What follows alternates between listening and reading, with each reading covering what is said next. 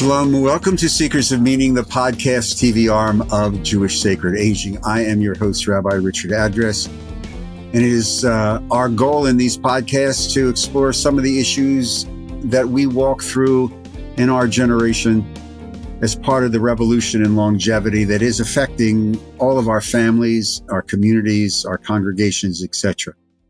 And we welcome your feedback. You can email me at rabbiaddress@jewishsacredaging.com, and we do look forward to hearing from you. And once again, we are very pleased and thankful to welcome as our sponsor for these podcasts, the Rothkopf Elder Law Firm, which provides a full range of assistance to individuals and families in the area of elder law. And you can reach them at rothkopflaw.com or their 877 number, 877-475-1101. One of the challenges of living is dealing with unexpected loss, of dealing with things that perhaps in our wildest dreams we may never have even thought about. And so we welcome, with many thanks, Henry and Marcia Blumberg. Henry is the primary author of Sean Left Quietly, subtitled A Father's Memoir. And we welcome Henry and Marcia from Toronto. We welcome you to Seekers of Meaning to talk about your son and his taking of his own life. Sadly, this story is not unique. And we know every colleague who will listen to this or watch this has dealt with this in their own congregation. And there's so many nuances. But first of all, thank you very much for joining us and taking the time to discuss this. Let me just ask both of you, Mom and Dad, who is Sean? Who is Sean? Sean was our son, and he took his own life. And the time he was with us was extremely meaningful.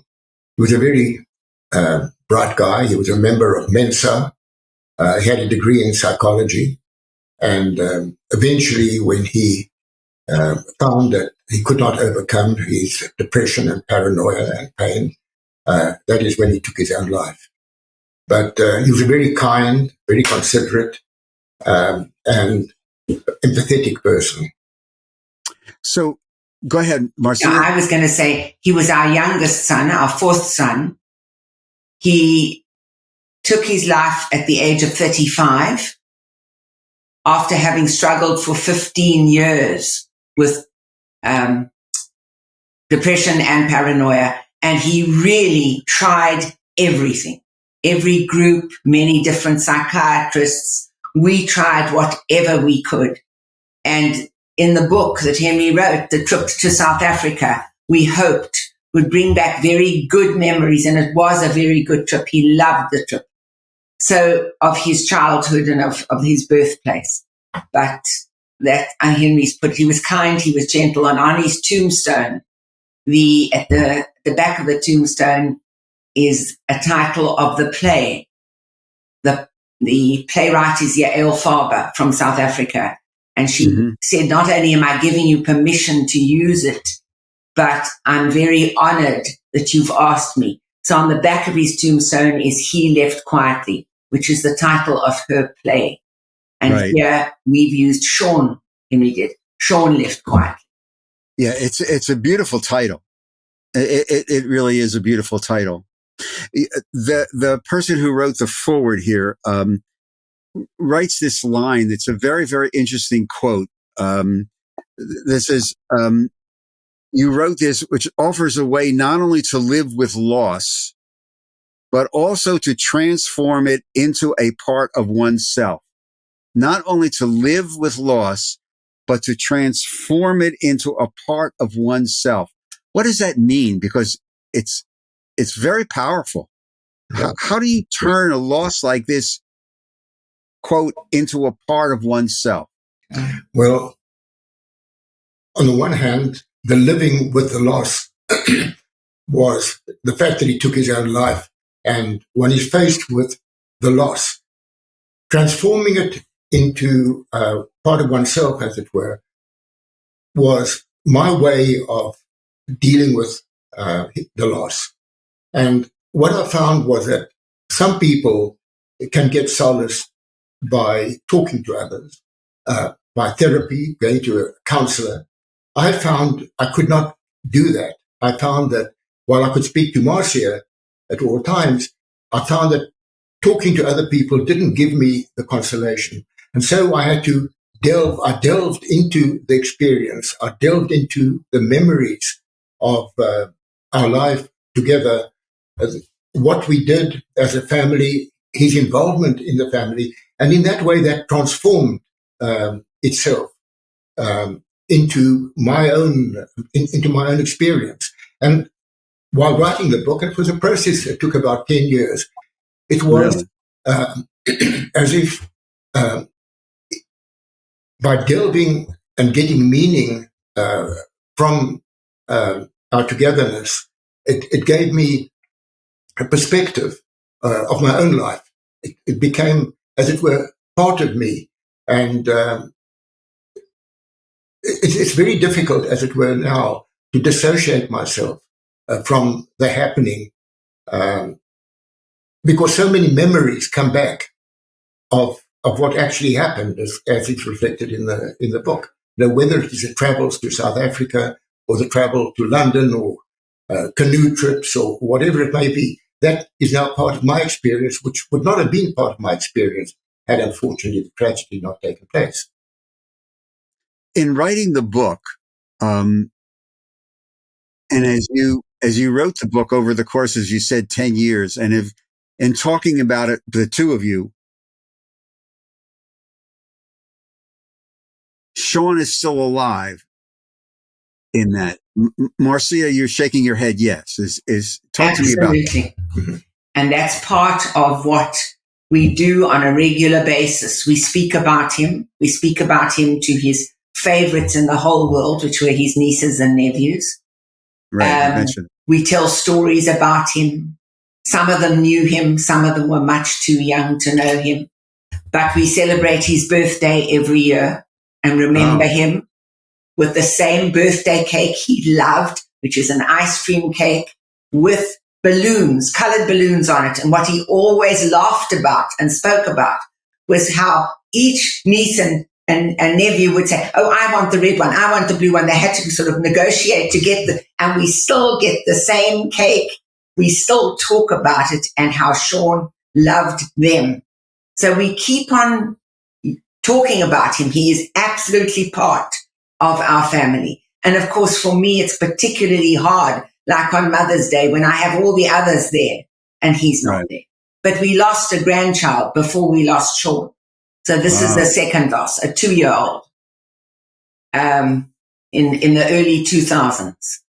So, and that was a medical reason. She was born without part of her. Maybe if I could also add here, each one in their own way has tried to memorialize and remember him.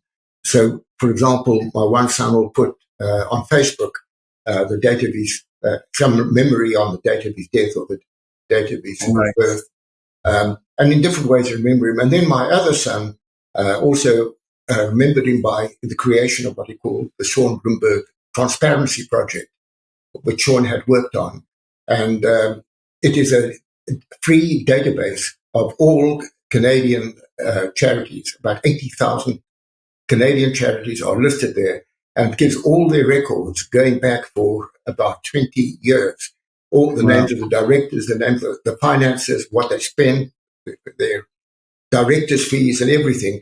And that is a public service that my son Mark has created as part of what he called the Sean Blumberg Transparency Project. And in that way, it's also a memorializing of what he did. I found it fascinating. You continue to bring Sean into the now. Have you talked to? I would imagine that in the course of these 10 years since Sean died, that other parents in situations have reached out to you, or you've been in connection with other. you find that some people don't want to talk about this at all? It's like it's like a shanda. You don't want to, but you find the talking about it therapeutic. Well, I had a very strict rule. When he was alive, I never spoke about his problems to anybody other than, of course, Henry, and the brothers knew. If friends had children with depression and could recognize that he was depressed, they would ask me how he was doing, then I would be truthful. But otherwise, I never wanted Sean's illnesses or problems to become a form of gossip. Right. So we never discussed it. And the minute we heard that he had taken his life, I immediately said, I want to do the speech, at his funeral. Oh, the eulogy. The eulogy, thank you. And I felt I'd had a year off because I was on sabbatical. So I spent an enormous amount of time with him. And I felt I really knew him better, perhaps, than anybody else. So in my state of shock, this is what I said. I want to do the eulogy. And our rabbi then said to me, how are you going to do it? I said, well, I'll type it out, I promise. But why I felt so incredibly strongly about it was that this was a time not to be shy or shamed about what had happened and why. So to me, that's been another very important part. As a professor teaching theatre where there are lots of suicides in the plays, didn't realize how many there would be. I don't ever say it's my son, because I don't want to become too personal with any of my life. But I do say, I talk about suicide and the fact that it's not weakness that makes people do this, and how terrible it is to criticize and judge people. So I try to show that it's not anything to be ashamed about. And just to take the point further about communicating with people and people reaching out to us, what I found was that people that we knew very well never shared with us the trauma that they went through. But at Shiva, a person that I've known for 20 years said to me, I want to tell you, I have not seen our daughter for 10 years. And then another person that was a client of mine for many years, and I knew his son, and he said to me, a short while ago, we got a phone call from our son in Thailand. And our son said, Dad, this is the last time you will hear from me. He said, we knew things could happen at any stage. Fortunately, the next day, the son phoned up and apologized. He said, I feel very much better. And then I found a strange situation the night before the funeral. A client of mine came to the house, and he'd been a member of the French Foreign Legion. So you can imagine he was a strapping, strong guy, and he immigrated to Canada and had done very well. And he said, I'm coming tonight to your house. I hope you don't mind, but I cannot come to the funeral. And I looked at him and he carried on. He said, when I was 10 years old, my father took his own life. He hanged himself and I found him. And so I found in different ways people have reached out to us. And I think that they feel that they can actually speak to us because they feel that we will understand. Has there been, because there's a little bubble of this now in the United States, has there been in these last several years, maybe influenced a little bit by the pandemic in Canada, a greater awareness about talking about suicide and the mental health components of what goes in? Or is it still something that we just don't want to talk about? I think that on the whole, yes. And as I say, for me, part of teaching is making people aware, not only in terms of suicide, but in terms of sexual orientation or being trans or anything else. That who are we to be critical? Each person is entitled to be who he or she is. And so I spend whatever, I always say I'm not on a soapbox. I'm using the play. But any play that gives me the opportunity to talk about not shaming people, I use. But I think also to take your question further, I think there definitely is a far greater awareness now, especially as a result of COVID and isolation. Much more is found on the media. The only problem that arises is that the treatment, unfortunately, is very scarce, and it's hard to get the treatment. And while there's a lot of posturing on the part of the local government, they will bring out great news releases, another $5 or $10 or $20 million, but usually it is for a service where a person's about to take his own life. You can phone such and somebody will talk to you. A helpline. A helpline. But after the helpline, you're on your own again. Yeah, this is one of the reasons why I'm very thankful that you agreed to, to share your story with us, is because you're alluding to the more people reduce the stigma of talking about this, because it's very real and it's intergenerational. I mean, what young people are living through right now is traumatic, and we've seen the statistics. Certainly, the epidemic of loneliness amongst older adults has its own residual impact. But there's still so much stigma talking. It's sometimes in as you may have experienced, it may be easier to talk about cancer than it is I'm suffering from clinical depression. Sure. So and I'm probably going to mispronounce this. So, I'm from New Jersey, so who knows? So in the beginning, Henry, you write about, I too would find my own form of expression, my own voice. I had to rediscover my ikigai. Did I pronounce it? What is that? Well, it's meaning to my life, my own sort of meaning. Because when such a traumatic event takes place, it's as if you are stopped in your tracks. And I had to sort of think through things, the relationship with Sean, the relationship with the family, and the relationship with my own being.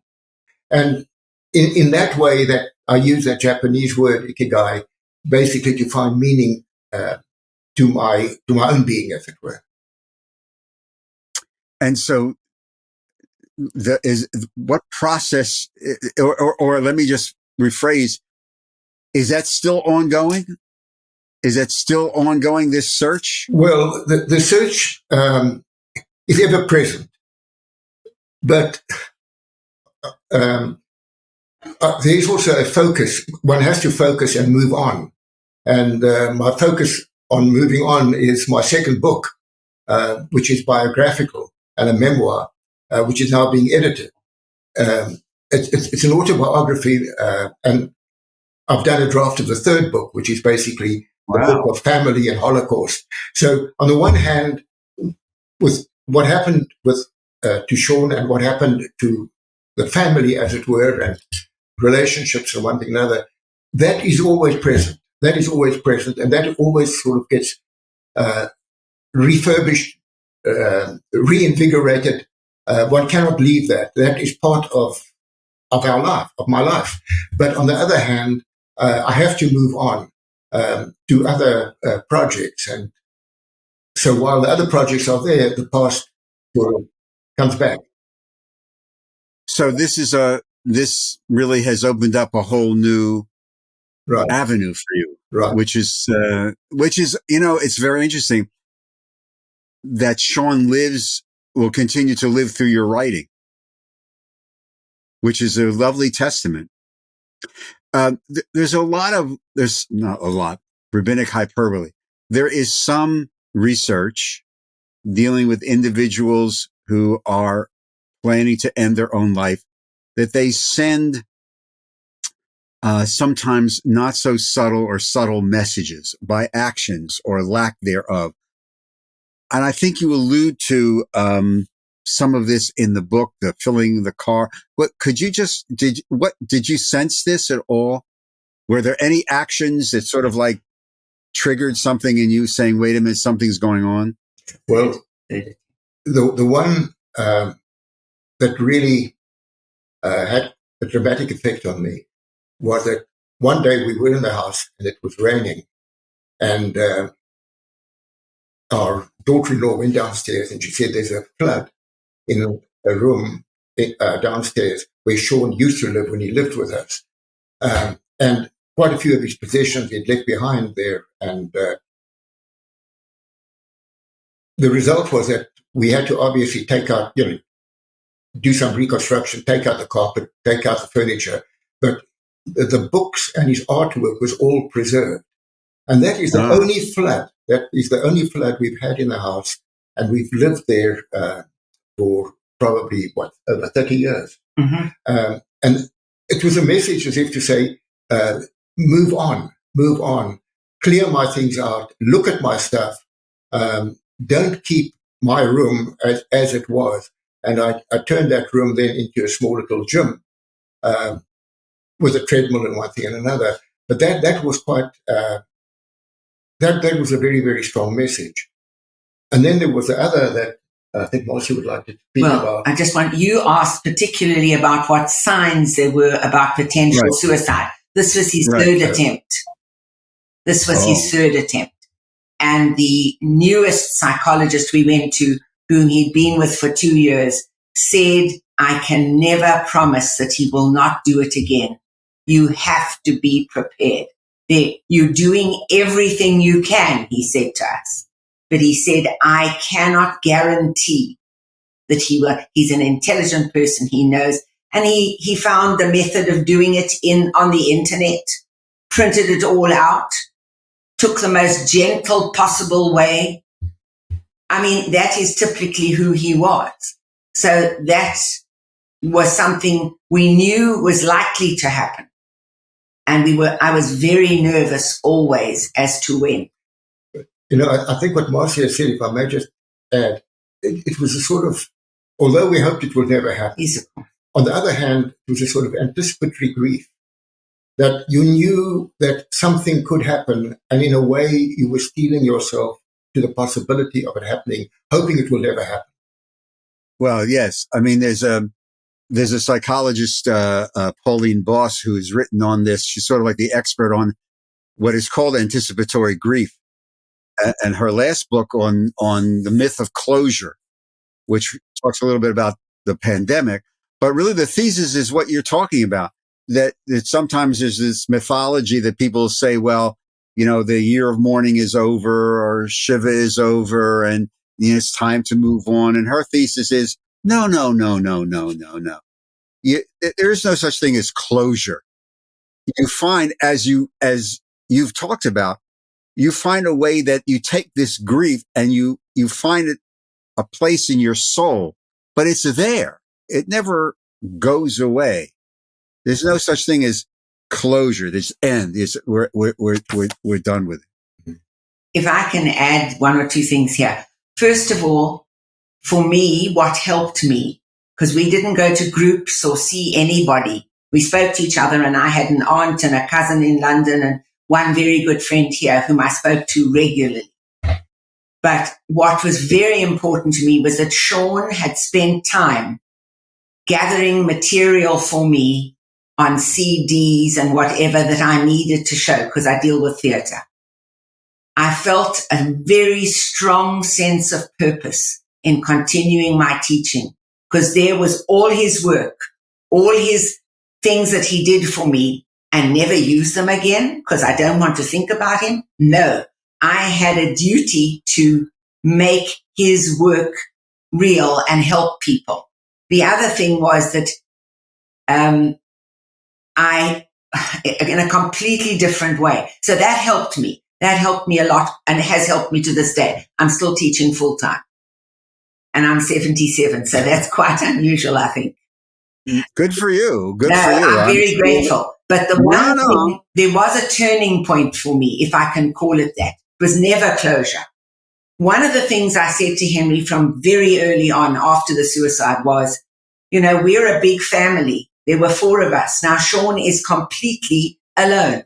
And he used to make jokes about being the last child, the youngest child. They're always in the worst position. But he always said it with a smile on his face. He wasn't angry. Well, for years and years and years, I said to Henry, it worries me And then we heard through people that there was a medium that they had gone to speak to, and she only speaks to parents of children who've taken their lives or died in an accident, which is what happened to her 20-year-old daughter.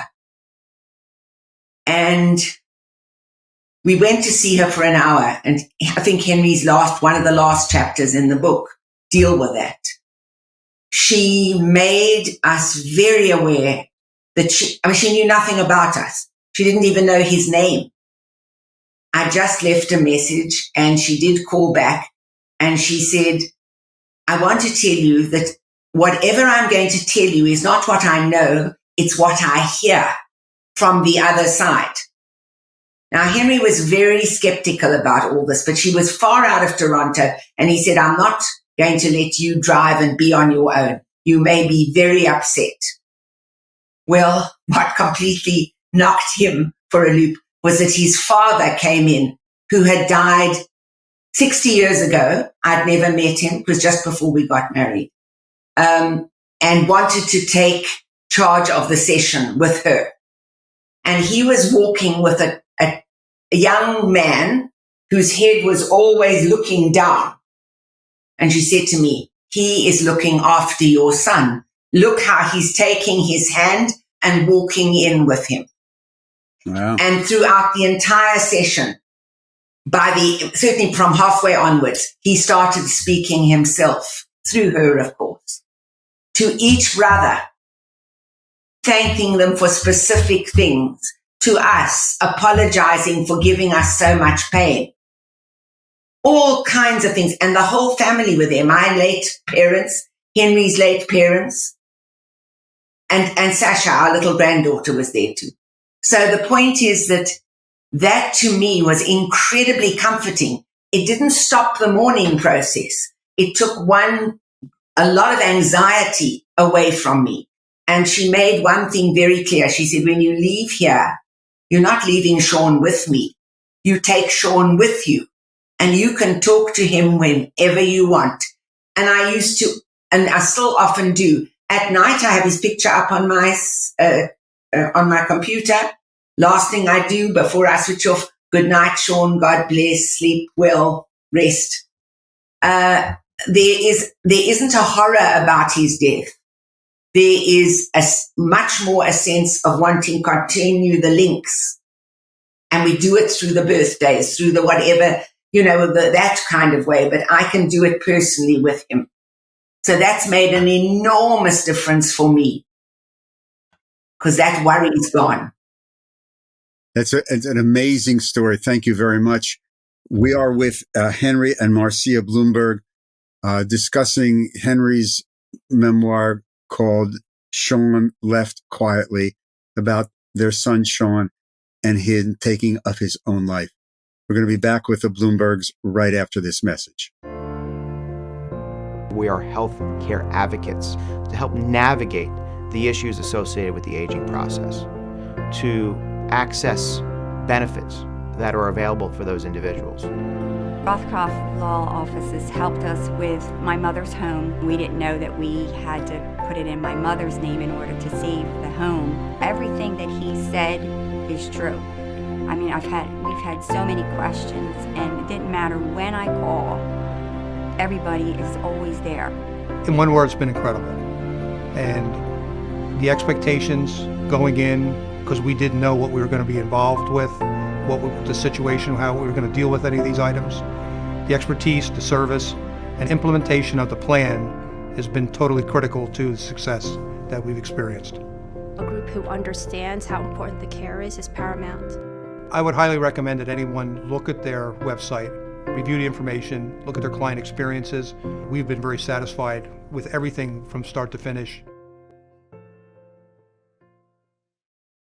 Welcome back to today's edition of Secrets of Meaning. We're with Henry and Marcia Blumberg, discussing Henry's book, Sean Left Quietly, about their son's suicide, the aftermath, about healing and wholeness and mourning and moving on and keeping the memory alive through a variety of different ways that we're learning about during this conversation, a fascinating conversation Henry, you talk about this Portuguese word. I'm going to probably mispronounce this as well. Saudade. Saudade. What, and you write about this in the context of a sense of a search for healing. What does that word mean, and why did you use it? Well, to me, it describes a nostalgic yearning for a loved one.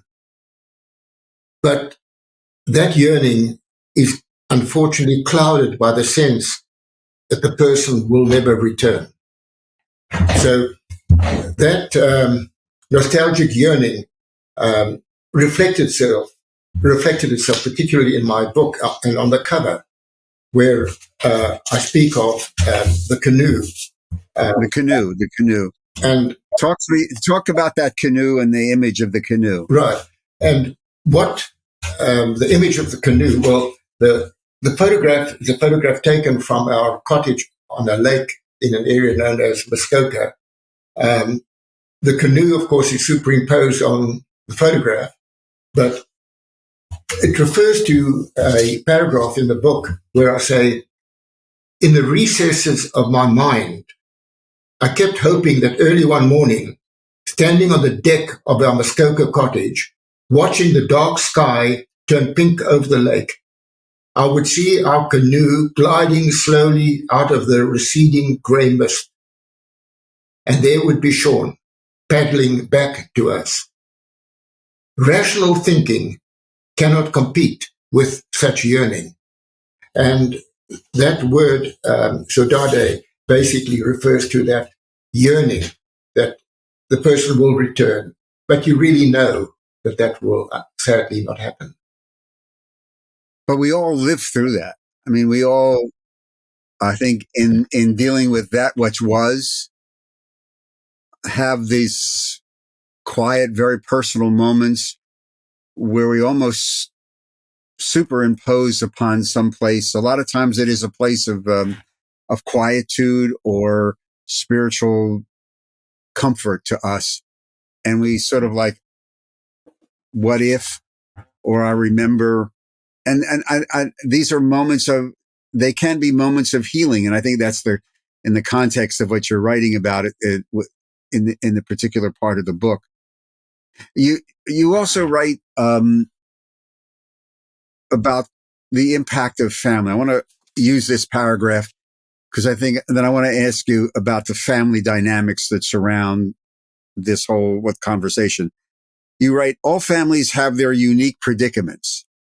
It is not always the severity of the challenges they face, but the response to them that matters most. Each member of our family became aware that Sean needed help as he continued to vigorously wrestle his personal demons. The family systems are fascinating conversations. They're just fascinating to study. Marcia, in literature and plays, oh my God, family systems are the meat of the play, so to speak. How has, or if they have, the family dynamics of your own family changed over this decade or so since Sean's death? I would say that in some ways it has become closer. There is an awareness of Sean. There's an awareness of Sasha, our granddaughter, who sadly died at about the age of 2. And there is that memory of them. And somehow I have the sense we have 3 sons, blessed with 8 grandchildren. I have a feeling of care. I mean, I find that the constant communication, I find the one son will call us maybe 2-3 times a day. How things? Other son does a lot of traveling, but he'll phone from, he happens to be in Berlin this week, and he phoned from Berlin or South America. And just to communicate. And then I find there is definitely, I feel an awareness and a bonding that has taken place. Maybe it would not have happened maybe it would have. I can't tell. But I definitely feel that there is a care, that they are aware. And in a way, I think also the writing of the book has created an awareness, greater awareness among them all of the reality of what happened. And for example, my one granddaughter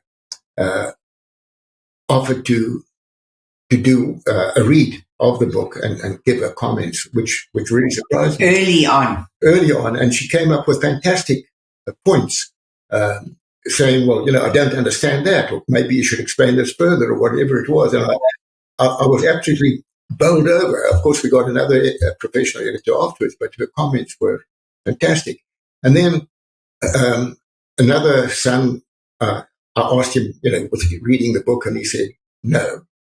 And then sometime later he said to me, by the way, Grandpa, I read the book and it was very meaningful to me. And I said, well, why? And he said, well, I wasn't feeling so good myself. And I was able to put myself into, compare myself where I am and my feeling of being down as opposed to what Sean was. And it put it into perspective for me. And now I feel very, very much happier. And then even a 14-year-old son went on a camping trip. And pardon? The grandson of 14. Be too old for children of 14. My grandson went on this camping trip and he came back and he told me he'd also read the book. And I was very, very surprised. And he said, well, I didn't really know Sean. I was too young at the time. But I remember vaguely. And so I found that the book, the memorializing, getting together and one thing or another, in some ways, I think it has bonded the family in ways which maybe I wouldn't have expected.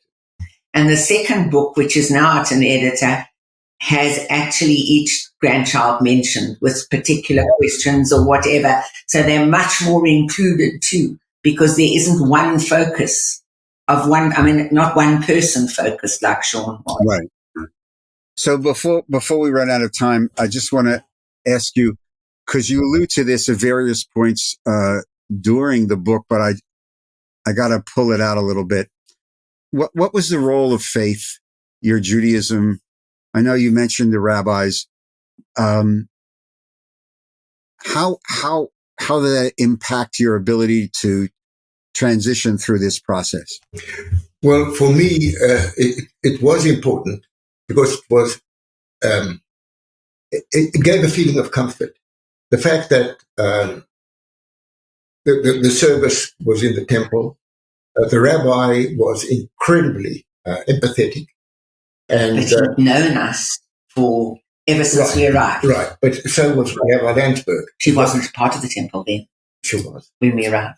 No, we talked about the service. Oh, no. Oh, this service. Yes, no, the rabbi was part. At the actual service, there was Rabbi Landsberg and Rabbi Bilfeld, and the relationship with them was very, very meaningful. And the service itself was very, very meaningful because one of our grandchildren spoke, and I think he was, 10, 11 years old at the time, and he spoke very, very well.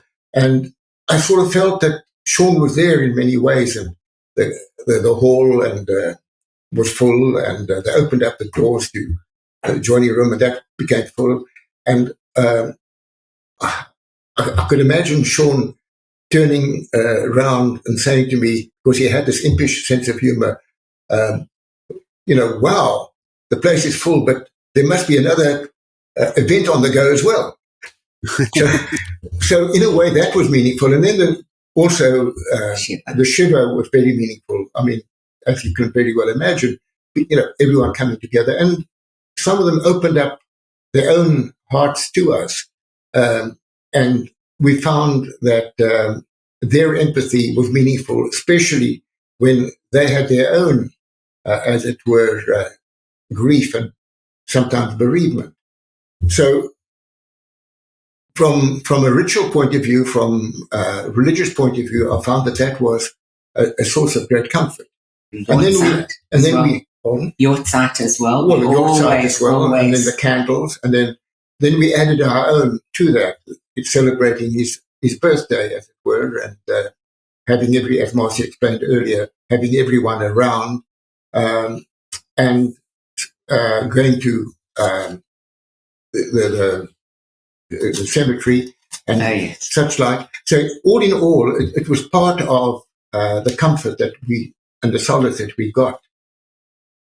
And one of the things, if I can add, I mean, it doesn't directly relate to what you're saying, was that the responses to the book have been amazing from people, a yoga instructor of yoga teachers who said, this is a book, this is the greatest healing tool I've found. Very short sentence. People spoke about his style of writing, and many people, and I think this is important because this makes it a little bit unusual, spoke about the fact that as a man, he opened himself up, showed his vulnerabilities when he was too scared to actually open a box with diaries because he didn't know what he was going to find in them. Many men today don't want to speak like that or think like that. We're tough. So I think that Henry has, for me, and reading the book with him, he would give me chapters to look over. So I didn't write it, but we would discuss it. That was very important too. Henry and Marcia Blumberg, the book, Sean Left Quietly. I want to thank you very much for just sharing your journey and your wisdom. And I know you've helped people just in this. So my regards to your family. Say hello to Rabbi Landsberg for me. And thank you very, very much for sharing your journey. It's a very, pleasure. very powerful. Thank you for inviting us.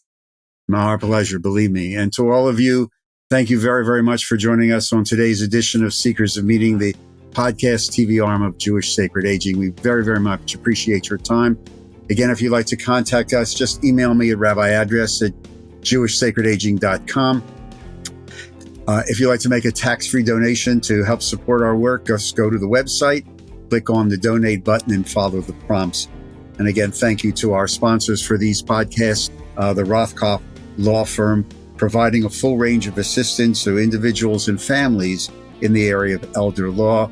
Reach them through rothkopflaw.com or 877-475-1101.